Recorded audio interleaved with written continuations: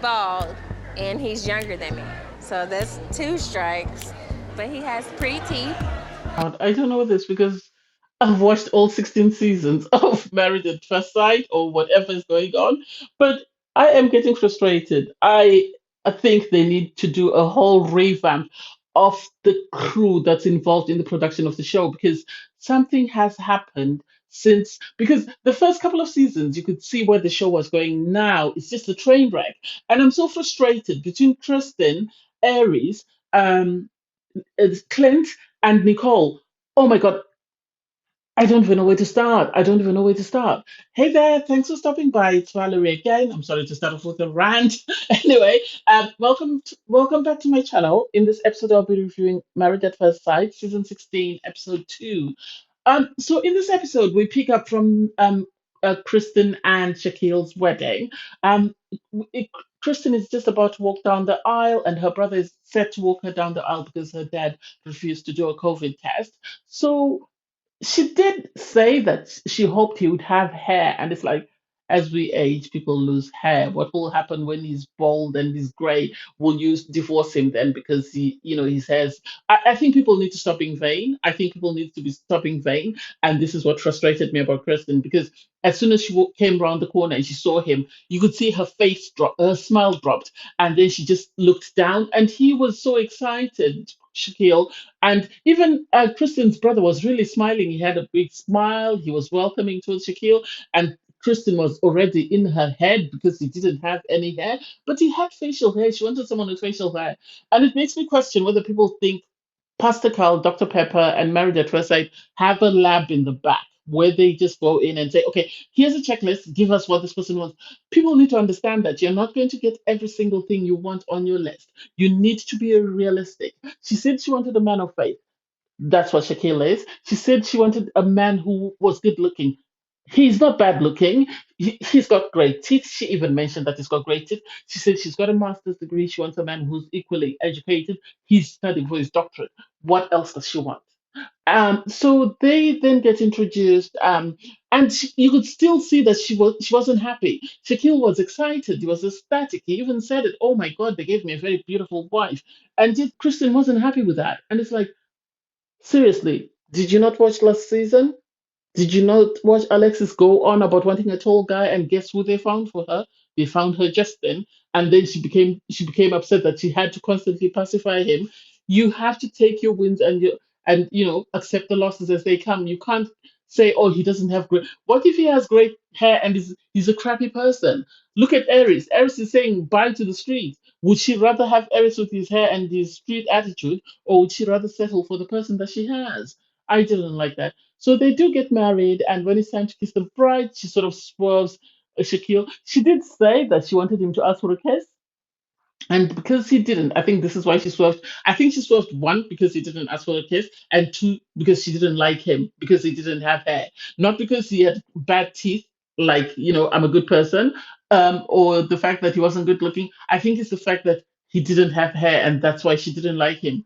Anyway, they then sit down, have a conversation, and Shaq tells her his age, and you could see her face dropped again. And then she said, "Oh, he's got two strikes. One, he's bald. Two, he's younger than me." And it's like, seriously, you're not the first person that they've matched that is older than her husband. Shaquille and Jeffrey are still married. Karen and Miles are still married. So what makes you think if you'd rather get a quality man like Shaquille than get a 40-year-old like Clint? People have to understand that at times it's not about age, it's the qualities of the person and the potential that they have. Anyway, we move on to Gina and Clint. Gina and Clint, they go shopping for their groom suit and wedding gown. Sorry, and it's just like I don't understand what happened with the casting. I don't know whether the production crew played a prank on Pastor Carl and Dr. Pepper and just switched around the papers. Because I think Gina should have been matched with Chris because they would have had potential because they are. I think they would have been a better, more settled couple than for her to be matched to Clint. Clint should never have been matched with anyone. Clint is not ready to be married. Clint is still for the streets. Clint belongs in the street with Aries. helping each other find girls. They're not ready to be married, even though one is 39 and the other one is 40. Anyway, they find their suits after Clint's friends tell him that his first choice wasn't great because he had been offered a blue suit. Because the sales lady kept trying to sell all the guys a blue suit. I don't know why. I don't know why they kept trying to sell these blue suits with it. Was a special offer on them, or they were the cheapest. I don't know why. And all the guys turned it down. So then Gina was there with her mom, and she's excited to be married. I think Gina is going to be she's going to go through a lot with Clint. She's going to have her patience tested. She is a businesswoman. Obviously, she owns her own hairdressing salon, and she's opening another salon. And so she comes across as a milder form of Stasia, even though she's well accomplished. And I hope that will help her. But it's a pity that she's been matched with the wrong person. So I don't see how that is going to help in any way. I don't know. We'll see how it goes. From there, we get Nicole and Chris. For Chris is another one who's going to go through it. And Chris, he's excited to be getting married. He's very laid back. He says he wants someone who's outgoing to bring him out of his shell because he's an introvert. So he wants an extrovert to sort of help him come out of his shell. Nicole talks the production crew's ears off. She goes on and on about, oh, I'm very difficult to please when it comes to shopping, and then suddenly goes into this rant about, oh, I'm very sweaty, don't film my legs, don't do this. And it's like, production are very shady on Married at First Sight, and they really showed where she was and what she was doing. And yeah, they didn't close up on her legs to show us the sweat, but they might have, because people can always enlarge and see what the hell she was talking about. She goes there with her family. Nicole, she looks for her dress. She eventually finds the dress, even though she was moaning that she might not be able to find the dress because she's difficult to please. Chris is very laid back. He's easy to please. He finds his suit. He's happy with that as long as he can do his Arnold Schwarzenegger impersonations. He's happy with that. And it's just like, I don't know.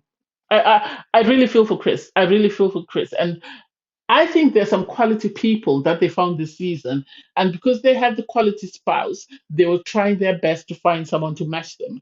And at times you wonder, maybe someone like Chris would have been better being left alone in the streets just to look until he found someone, because not everybody is meant to be on the show. You can't keep bringing these very nice people to be broken down by people who come by toxic partners. Anyway, I digress. From there, we go to Jasmine and Aries. Jasmine and Aries they also go shopping. It's surprising that this whole episode, normally they would show a bride and a groom going shopping and then show their wedding, but I think they're trying to sort of get them out of the way. I think Mavs is tired of people complaining. So Jasmine went shopping with her mom. She was talking about her mom was diagnosed with breast cancer 3 months ago. So this was amazing that her mom was able to experience this with her. And I think just Jasmine is not a bad. It's not. I think she'll make a great wife to someone, and I hope she doesn't. I was expecting her to be more stroppy. If anything, I expected Jasmine to behave the way Nicole was behaving because she's a former pageant queen, but she seems very calm, very collected, very even keeled. So hopefully she found her dress. It's stunning. Aries found his suit as well. His friends were there. Thank God they didn't bring the cousin until it was time to get married, because I can't take any more of her. But the sad thing is, Jasmine was saying she's worried that what if he has a family member that doesn't like that is very sort of in her. If what if Aries has a family member that's going to be in her face, and someone who sort of objects against them getting married, and guess who's going to object? Eris's cousin, who's been objecting since the minute she found out that he was getting married. Um, from there, we then see Dominic and McKinley are going shopping as well. McKinley is there with his friends and his family, and I think McKinley comes across as very quiet. I think he's another one who's going to go through it. I think the guys on this season, I think McKinley is a great, spouse. I think he looks like he has the potential. I'll say they have the potential because we've seen people with great potential just suddenly go off the rails. So McKinley comes across as very having great potential. Chris comes across as having great potential. Even Shaquille has great potential. Clint and Aries, I'm on the fence with them. And McKinley's marrying Dominic, and we all saw Dominic with the stripper last week. So God help us all. And so Dominic goes with her mum shopping, and yes, they say she's an old soul, but I don't know how ready she is to get married. I don't know how ready she is for this process. They are a couple they might surprise me, but the chances of them, saying yes on decision day are very slim because Dominic seems like she's still for the streets, and also the fact that she speaks to her mom 3, 4, 20 times a day. I think that's going to be a bit too much for McKinley. McKinley, he comes across as very quiet. I don't know how that's going to work out with Dominic. That's another train wreck.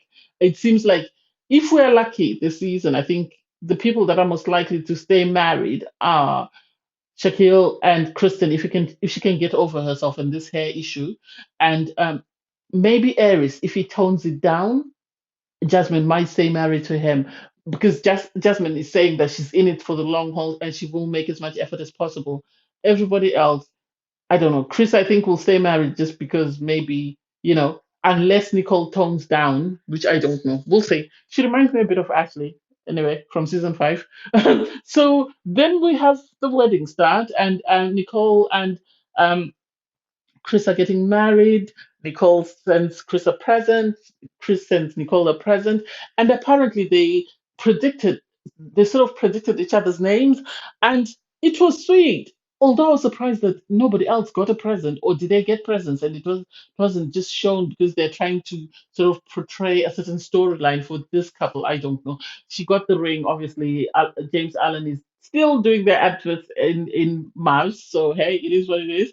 Um, their wedding, I thought it was beautiful. I thought it was beautiful. It was cute. I really liked it. I really liked it. So I don't know. I'm really on pins and needles for poor Chris because I don't think he has the bandwidth to cope with Nicole because Nicole I think is going to be a handful. And then from there we had they were both excited to see each other, which was a change, and they both kissed when they were told to kiss.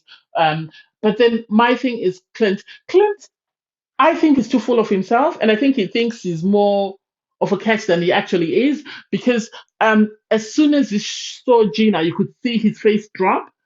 I don't think he was impressed with her. I think he was expecting to get himself a 24, 25-year-old, and the fact is, you're a 40-year-old man. You're lucky you got Gina. Suck it up and move on with it.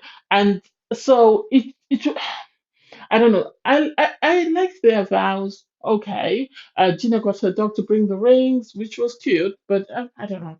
I don't know. We'll see how the train wreck goes. And then they later found out that they both live in the same building, but they haven't met, and they don't understand why. I don't know. We'll see. That's another train wreck. Well, I can't wait to see.